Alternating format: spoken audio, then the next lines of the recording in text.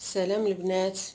اليوم جيتكم نجيكم بوصفه جديده ان شاء الله ديال البرد مع دابا هاد الجو اللي ولا هكا صعيب.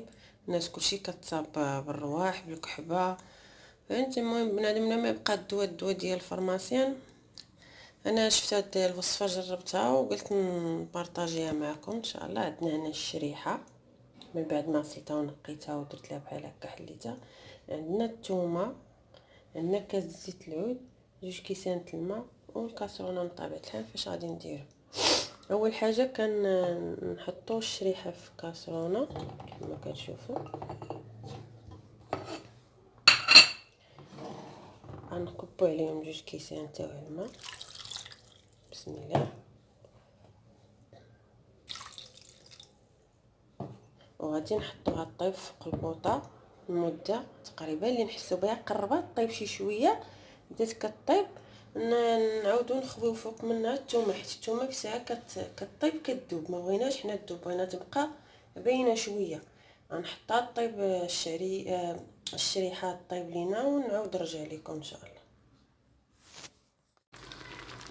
البنات كما كتشوفوا دابا الشريحه ديالنا كطيب، راه قربات طيب على والو. كنرميو عليها الثومه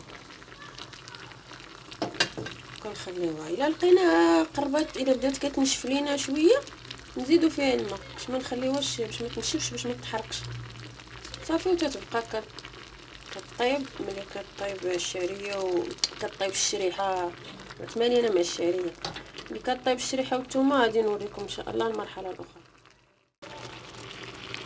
نتوما البنات كما كتشوفوا هي طابت دابا مزيان التريكات، لقات هذوك الحبيبات ديالها.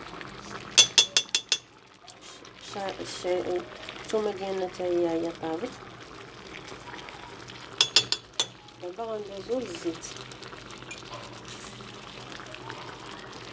الزيت ما يمكنش لينا نديروه في الاول، الا درناه في الاول كيتحرق.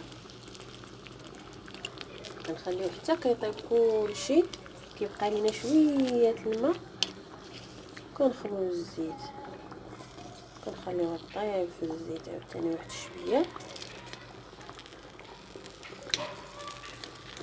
كيولي عندنا السيرو ديال القحبه واجد صحي وفيه حوايج مفيدين، مواد مفيده كما كتشوفوا. الثومه والشريحه راهم زوينين والزيت العود حتى هو راه زوين.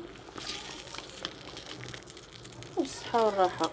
ندوزو ان شاء الله النهايه ملي نسالي يطيبوا مزيان غندوز نوريكم كيفاش كيوليو. هانتوما البنات من بعد ما كملنا ليه الطياب ديالو حطيته هنا يبرد. شوفوا كيفاش كيجي زوين وبنين. عرفتي واحد الريحه طالعه منه ما نقولكمش كيفاش دايره والله. صافي في الليل كتاخدي معلقه بحال هكا فيها الثومه والزيت والشريحه. اللي ما كيبغيش الثومه بلا ما ياكلها لانها تلقات تما. ونتمنى الوصفه تعجبكم وتجربوها ان شاء الله في هذا البرد وبالصحه والراحه. وشكرا لكم على المتابعه وشكرا.